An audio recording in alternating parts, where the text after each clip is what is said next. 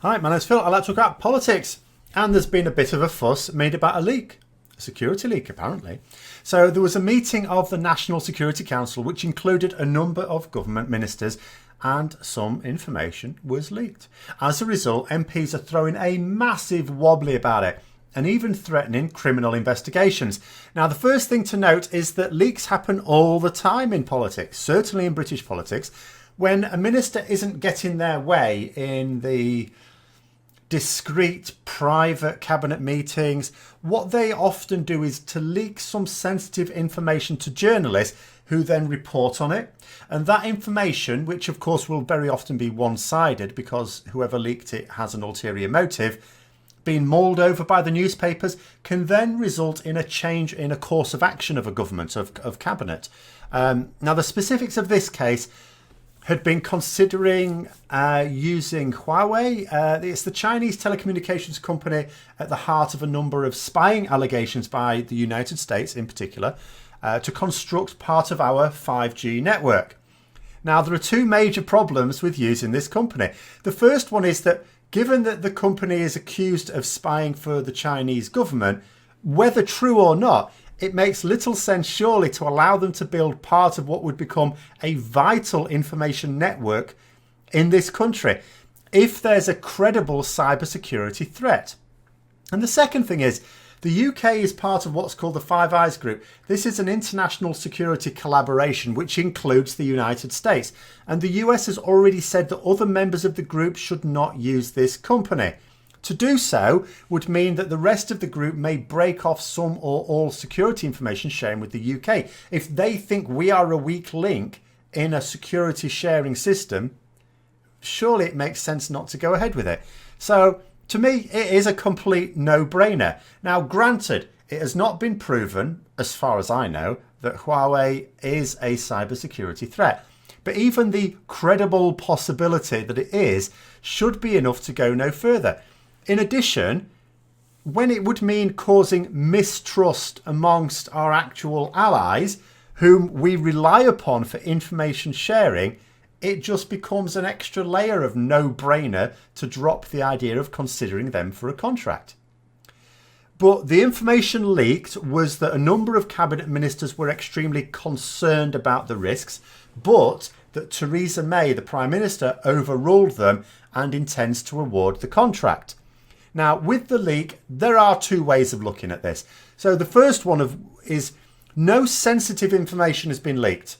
Nothing that poses a risk to our national security. In fact, many would argue that it is in the public's interest to know who should be getting contracts for public money before it happens, so that objections may be raised before we're all committed. As such, the leak is only compensating for the lack of appropriate consideration of the public interest.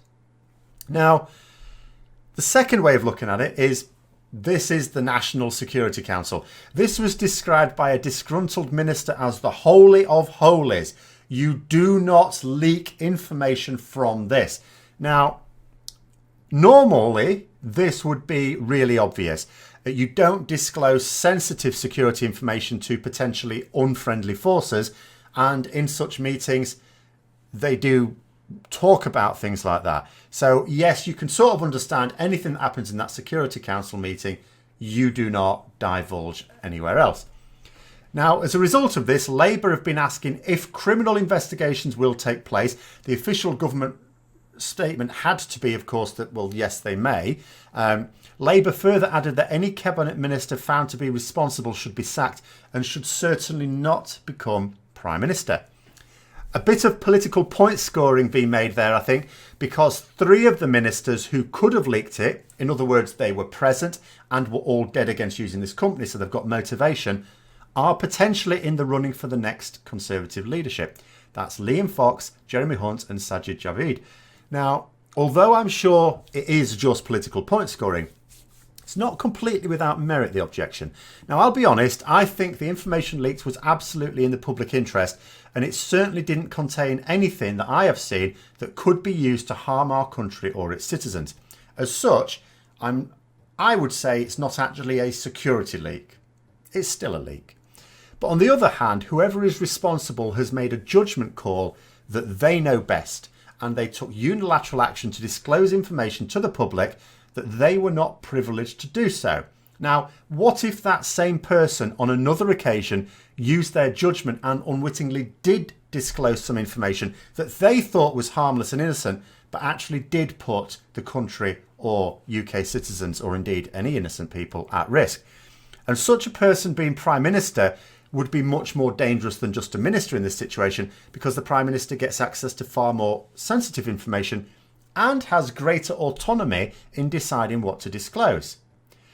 Frankly, you don't really tell the Prime Minister that they can't disclose a thing. Poor judgment on such a matter for a Prime Minister would be catastrophic, a bit like a certain president who is easily buttered up by the world's autocrats and dictators, for example. Another area of concern for me is that there seems to be a real push to find out who is responsible and punish them, maybe even bring criminal charges. Now, the reason I'm concerned is that ministers rarely leak information directly themselves. What they tend to do is to get one of their officials, a senior civil servant in their department, to do it for them. Now, we saw this with Ollie Robbins earlier this year, clearly leaking Brexit information to journalists whilst pretending to do so accidentally. Everyone knew it was a leak because he kept his job. It was an authorised leak specifically. An actual indiscretion like that would have resulted in his dismissal. But a real investigation conducted by the police would find the real source of the leak. And if it was a civil servant, I would worry that they might carry the can for actually just carrying out an order from their minister. Hopefully it would transpire that the official in question wasn't at the meeting. I don't have a full list of who was at the meeting. In that case, it would be easy to prove that they were just carrying out a minister's wishes, because otherwise how could they possibly have found out about it? But if they were present, it would be their word against a minister's, if indeed a minister decided to try and absolve themselves of the blame. Needless to say, that would cause a huge stink in Whitehall. If ministers are getting them to do their dirty work, and as I say, this happens all the time, just there's not usually such a big fuss made about it. But if they're getting their civil servants to do this and then abandoning them if they get caught, it would destroy the trust between ministers and civil servants.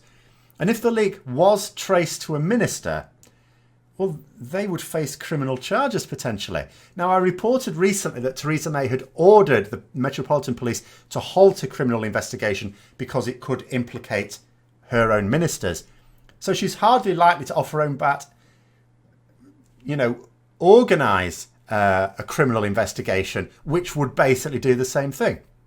So frankly, I would say the whole thing is so messy, and it is almost certainly going to be linked back to a minister, that I'm quite sure nothing will ultimately be done about it. It'll end up being like every other leak. People will flap about the security implications and the betrayal of trust, and an internal investigation will be carried out, but that will prove inconclusive. They'll make sure the investigation takes so long that everyone will have lost interest by the time the non-conclusion comes out, and that'll be that.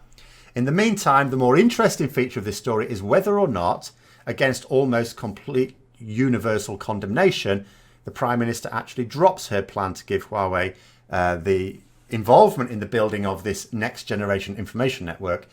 Even though it's only supposed to be part of it and it's only supposed to be antennas, it still doesn't really matter. Unless, of course, it is Theresa May's plan to have the UK piss off literally every single one of our allies as she continues to follow the Donald Trump guide to international diplomacy. Because remember, this isn't just necessarily something that UK citizens would be concerned about.